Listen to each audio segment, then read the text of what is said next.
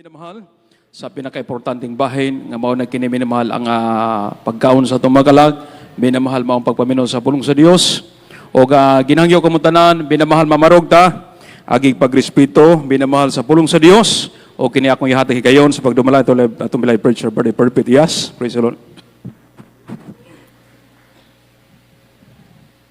Amen. Praise the Lord.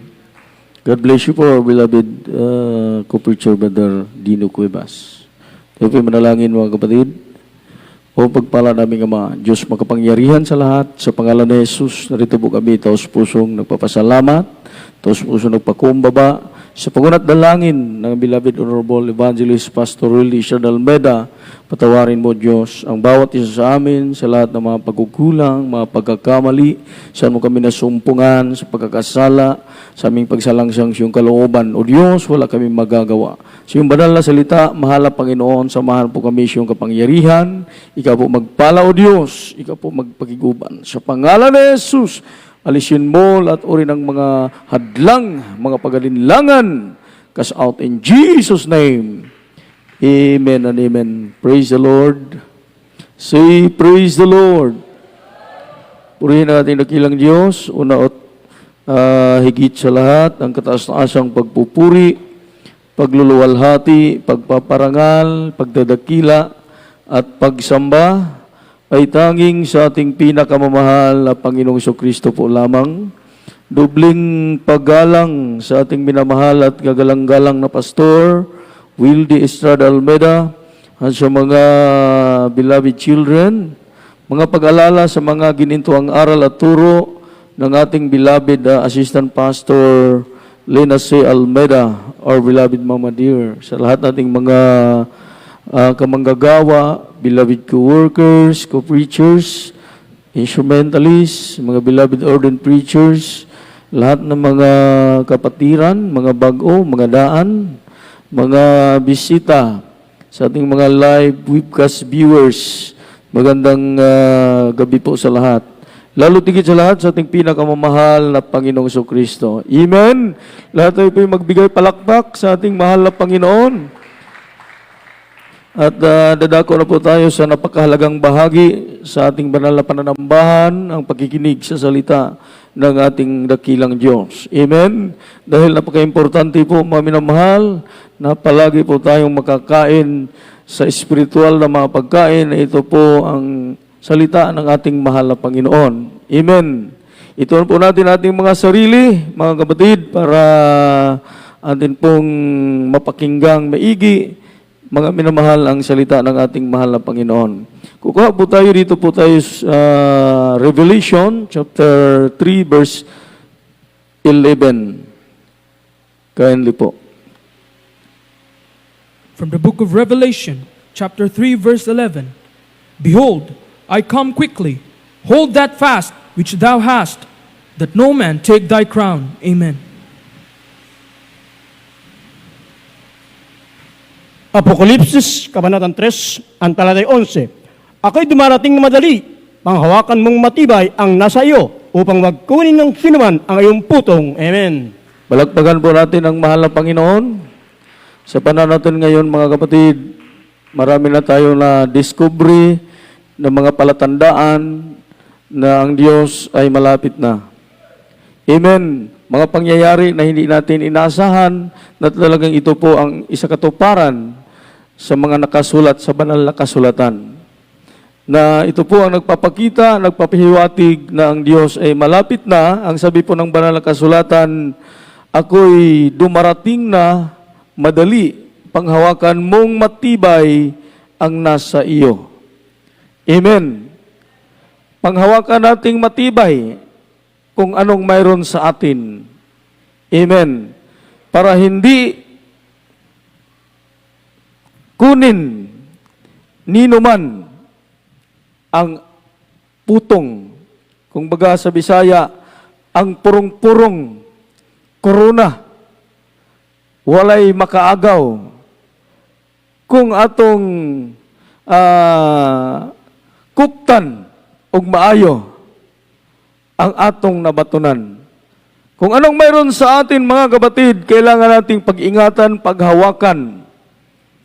mga minamahal, ang tanong, anong mayroon sa atin na dapat nating pag-ingatan, mga kapatid, na kailangan nating panghawakan ng mahigpit na pagkahawak na talagang wag nating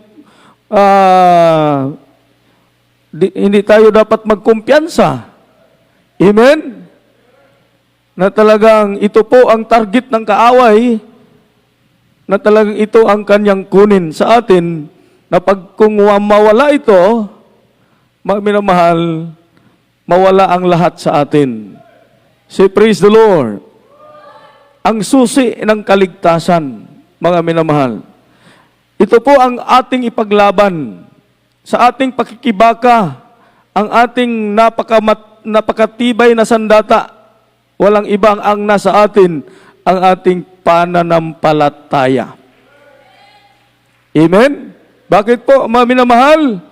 Ang sabi po ng banal na kasulatan, ito po ang papatay sa lahat ng mga patibong ng kaaway. Amen. Palakpakan po natin ang ating mahal na Panginoon. Ang pananampalataya, ito po ang target ng kaaway na gusto niyang kunin, nakawin, mga minamahal sa atin.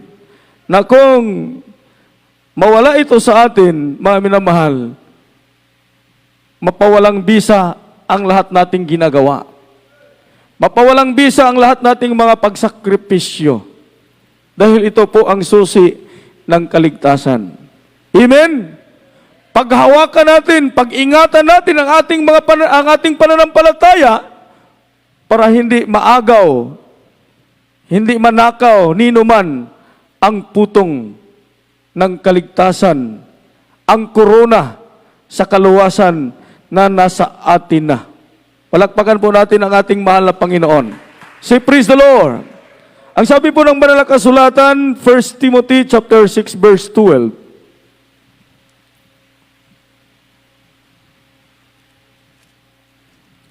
1 Timothy chapter 6 verse 12. Fight the good fight of faith, lay hold on eternal life, whereunto thou art also called, and hast professed a good profession before many witnesses. Amen. Unang Timoteo, kabanatang 6, ang talatay 12.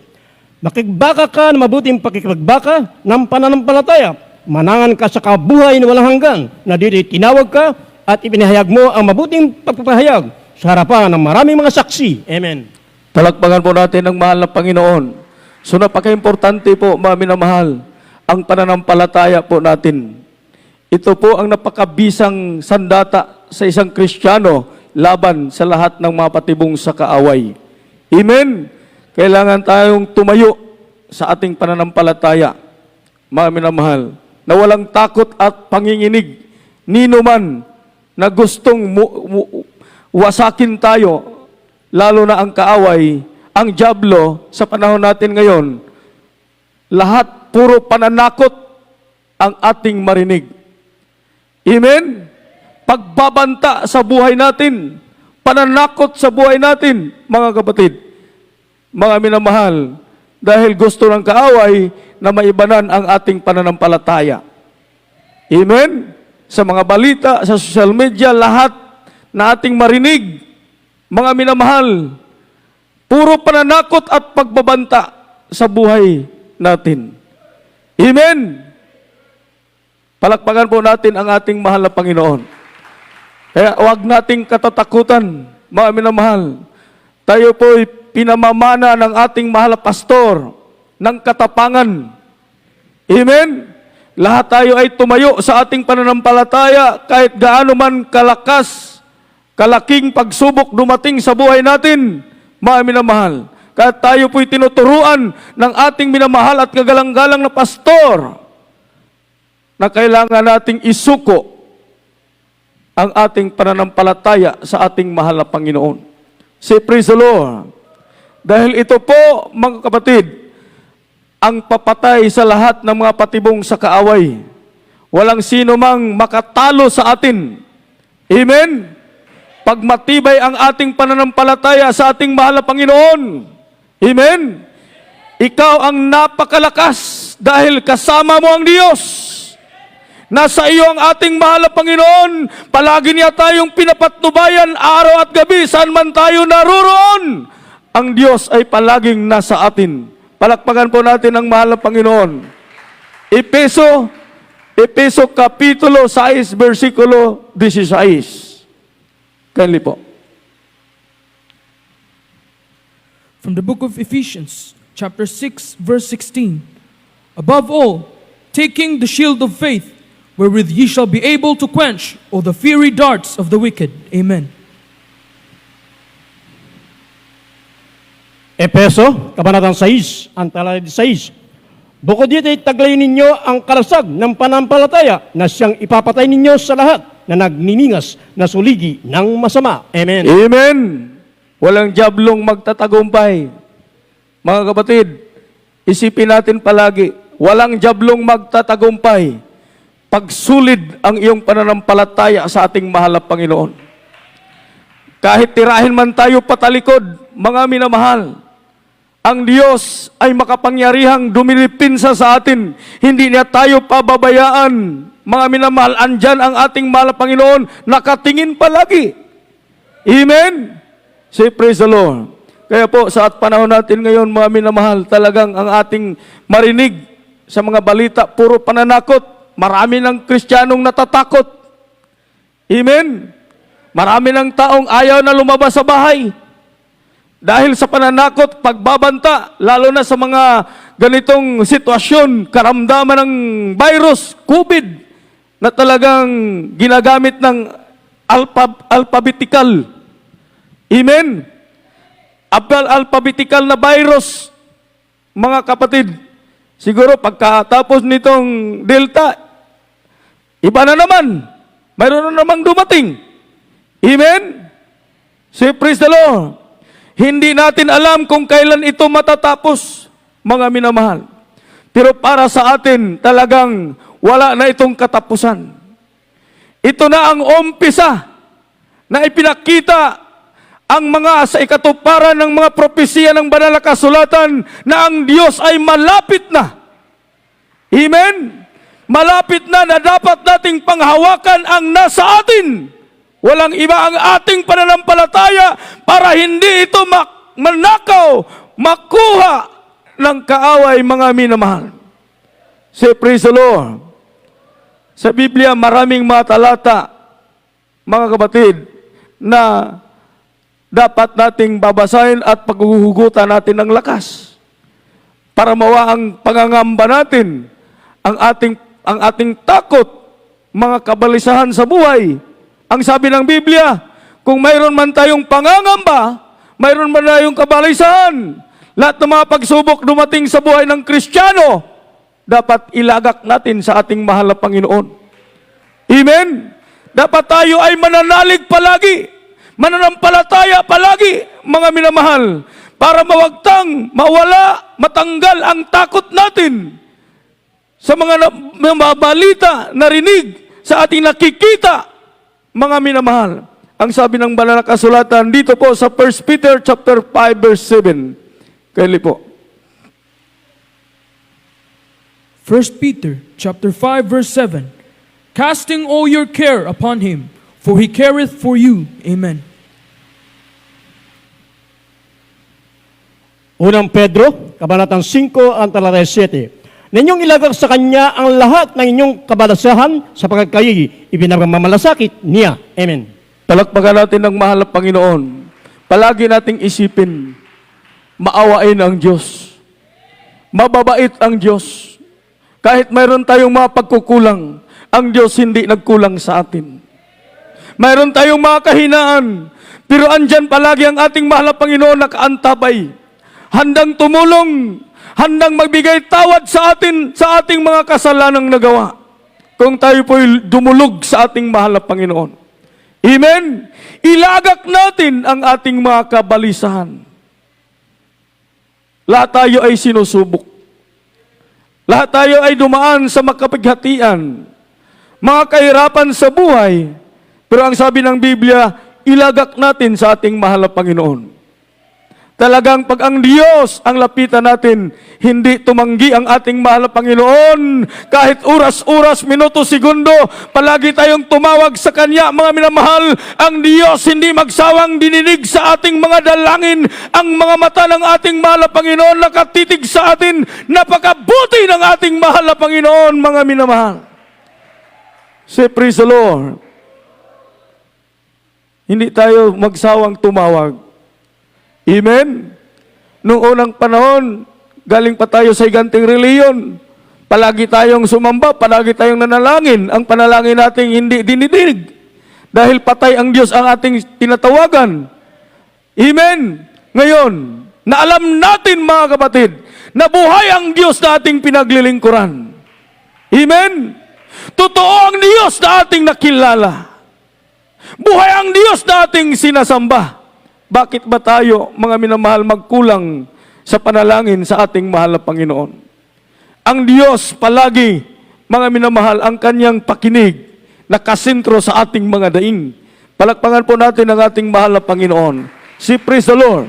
Nakasaad sa Biblia, siya magpakita ng mga malaking tanda na hindi pa natin nakikita pag tayo po'y tumawag sa Kanya. Ang sabi ng banal na kasulatan, tawagin mo ako at ako'y sasagot sa iyo. Amen? Say, praise the Lord.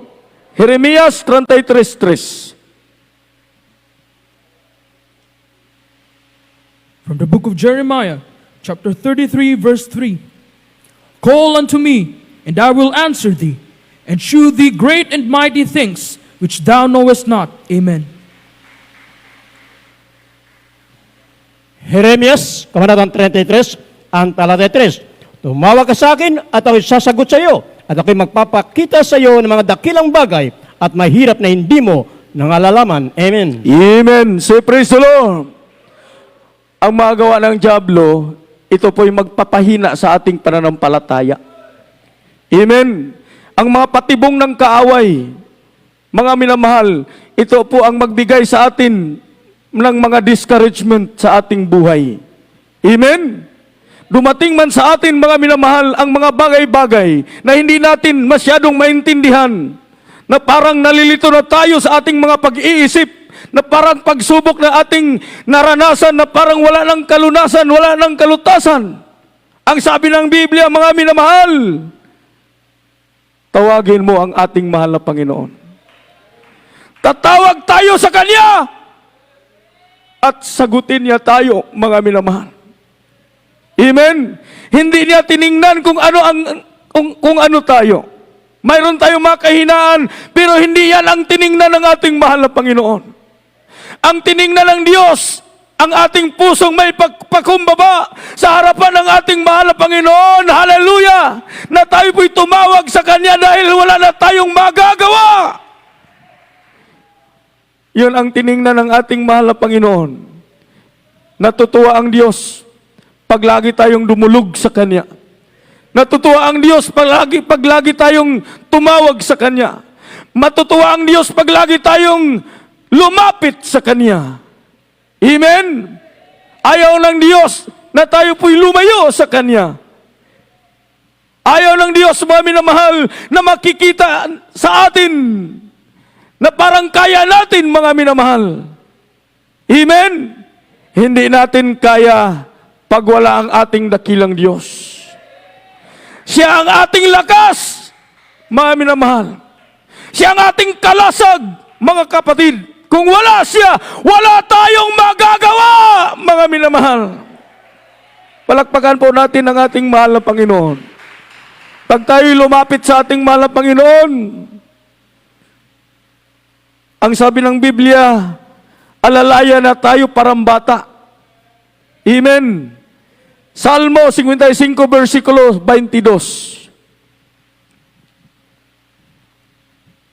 From the book of Psalms, chapter 55, verse 22.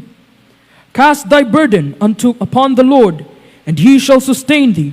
He shall never suffer the righteous to be moved. Amen. Mga awit, Kabanatang 55, ang talata 22. Ilagay mo yung pasang sa Panginoon at kanyang aalalayan ka. Hindi niya titising makilos kailanman ang matuwid. Amen. Praise the Lord. Palakpakan po natin ang salita ng ating dakilang Diyos. Kung puro pananakot ang ating mapakinggan, mga minamahal, talagang maraming Kristiyanong naibanan ang kanilang pananampalataya. Amen. Pero kung puro comfort ang ating marinig, talagang lalo tayong tumitibay sa ating paglilingkod sa ating mahal na Panginoon. Amen. Huwag kang matakot. Huwag tayong matatakot, mga kapatid. Ang sabi ng Biblia, mga minamahal, ilagay mo ang iyong pasan sa Panginoon at kanyang alalayan ka. Hindi niya titiising makilos kailanman ang matuwid. Amen? Alalayan tayo ng Diyos, parang bata. Amen? Iakba ta sa mahal na Panginoon. Mga kapatid, talagang ganyan ang Diyos magmahal. Talagang ganyan ang Diyos umibig. Sa lahat ng mga dumulog sa ating mahal na Panginoon. Amen? Si praise the Lord. Nasa Kanya ang kapahingahan. Kaya po, pag mayroon kayong problema, huwag kayong mag-absent. Amen? Sumamba kayo. Sa panahon natin ngayon, maraming bawal. Lalo na nga 10% lang ang binigay na pahintulot sa gobyerno para tayo po'y makapag-fellowship. Pero hindi yun ang hadlang, mga kapatid. Amen? Hindi ba tayo makapagsamba dahil sa kahirapan, dahil sa mga protocol, mga kapatid, hindi rason na hindi tayo makapagpuri sa ating mahal na Panginoon. Kahit sa bahay tayo mag-live streaming, manunood, mga kapatid, mag-concentrate sa ating mahal na Panginoon, mapadama pa rin natin ang presensya ng ating dakilang Diyos, mga minamahal, na parang andito ka sa loob ng bahay-sambahan, pag ang puso't isip mo, nakatuon palagi sa ating dakilang Diyos, mga kapatid, at kahit andyan ka sa iyong bahay, mga minamahal, nagpupuri, nakikinig sa mapagpasalamat sa ating mahal na Panginoon. At ibinukbukod mo ang para sa ating dakilang Diyos. Amen? Say praise the Lord.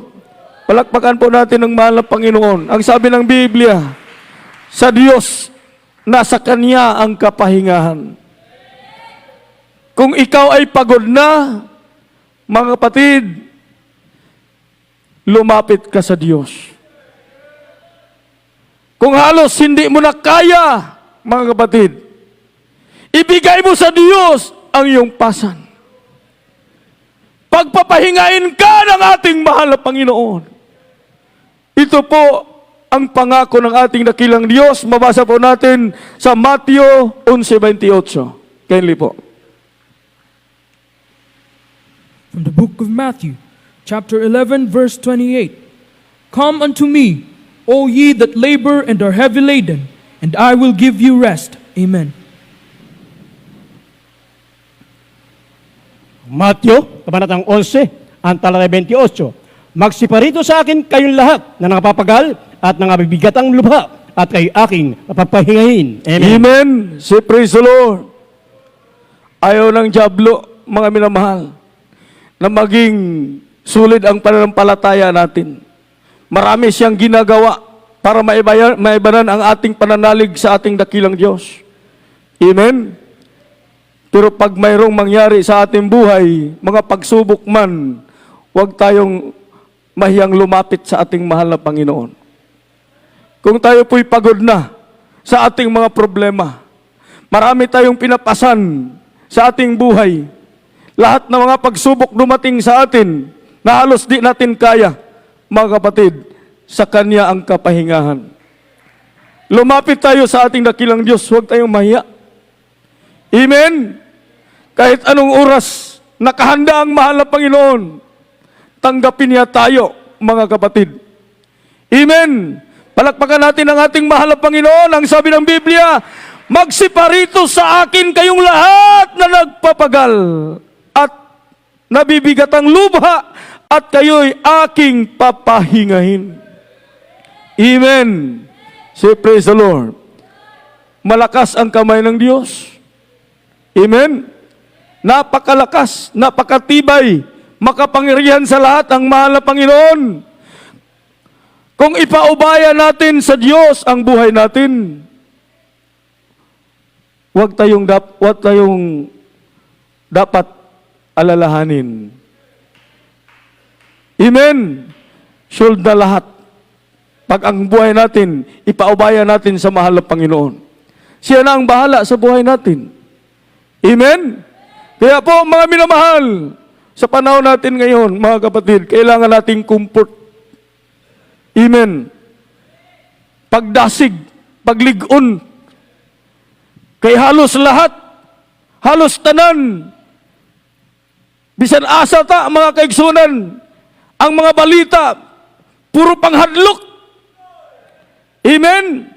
Puro pananakot, mga kapatid, mga minamahal. Marami nang nalalagas na mga tao, pati ng mananampalataya, mga minamahal, nalalagas dahil sa takot.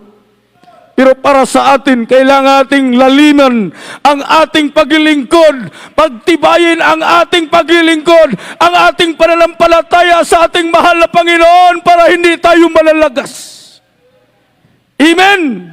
Si praise the Lord. Ang sabi ng banal na kasulatan dito po sa Isaiah 41 verse 10. Isaiah chapter 41 verse 10. Fear thou not, for I am with thee. Be not dismayed, for I am thy God. I will strengthen thee. Yea, I will help thee. Yea, I will uphold thee with the right hand of my righteousness. Amen. Esayas, Kabanatang 41, ang talata 10. Huwag kang matakot, sapagkat ako'y sumasa iyo. Huwag kang manglupaypay, sapagkat ako'y iyong Diyos. Aking palalaksin ka, oo. Aking tutulungan ka, oo. Aking alalayan ka ng kanang kamay ng aking katubigan. Amen. Palakpakan po natin ang mahal na Panginoon.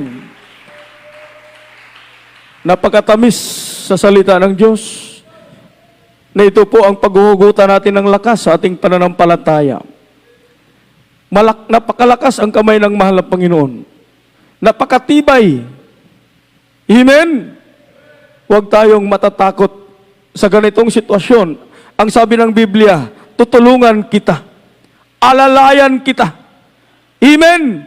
Ng kamay ng aking katuwiran, sabi ng ating mahal na Panginoon. Say, praise the Lord.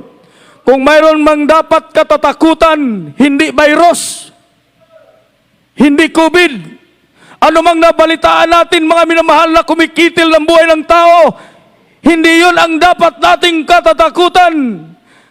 Kaya sila pumapatay lamang sa katawan ng tao at walang kapangyarihang bumubulid sa ating kaluluwa sa impyerno. Ang dapat nating katatakutan, walang iba ang ating dakilang Diyos, mga minamahal, na may kapangyarihang pumuksa at pumatay sa katawan ng tao at may kapangyarihang bumubulid sa kaluluwa sa impyerno, mga minamahal.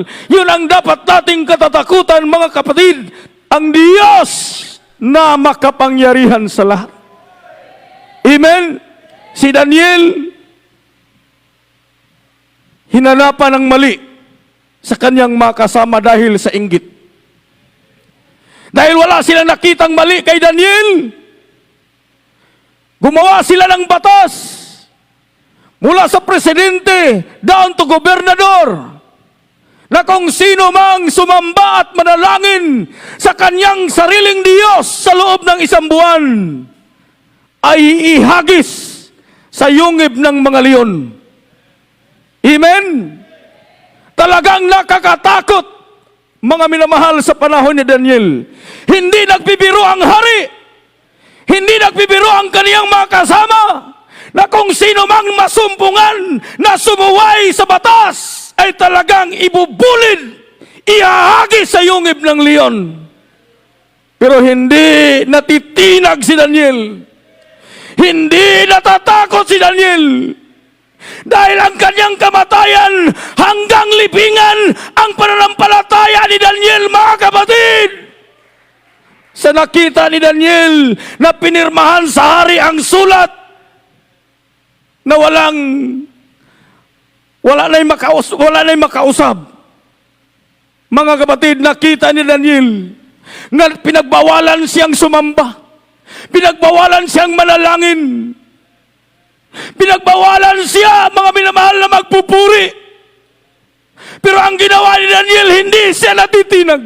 Hindi siya natatakot. Alam ni Daniel kung siya may papatayin, may buhay na walang hanggang nagayantay sa kanya. Yan ang pananampalataya sa mga totoong Kristiyano. Pananampalataya hanggang dulo, hanggang libing, hanggang kamatayan, mga minamahal. Ang ginawa ni Daniel, binuksan niya ang kanyang pinto sa kanyang bahay. Hindi niya kinahiya, hindi siya natatakot. Ipinakita niya sa madla ang kanyang ginagawa na talagang sinuwain niya ang batas, mga kapatid. Lumuhod si Daniel, itinaas niya ang kanyang kamay, siya'y nanalangin, mga minamahal, at nakita siya at nireport sa kanyang hari. At talagang tinutuhanan ang kanilang batas. Siya'y binulid at siya'y hinagi sa yungib ng leon. Mga kapatid, sinamahan siya ng Diyos. Sinamahan siya ng mahal na Panginoon. Dahil tumayo si Daniel sa kanyang pananampalataya. Kahit papatayin pa siya, kahit ano pang mangyari sa buhay niya, binabaliwalaan niya dahil sa kanyang pananampalataya sa ating mahal na Panginoon. Yun ang pag-ingatan natin, mga minamahal. Paghawakan natin ang mayroon tayo, ang pananampalataya natin na hindi manakaw ng dyablo hanggang sa wakas atin pong panghawakan hanggang sa pagbalik ng ating mahal na Panginoon. Ang Diyos ay nasa ating kalagitnaan. Purihin natin ang ating dakilang Diyos. Tayo po'y magbubulay-bulay. Kung sa atin lang po, hindi natin kaya. Wala tayong magagawa, mga kapatid. Kung sa atin lang, mga minamahal. Pero ang Diyos andyan sa atin palagi. Huwag kang mag-aalala, hallelujah. Pinapatnubayan ka ng Diyos. How great the word of God. How great the Lord! Hallelujah!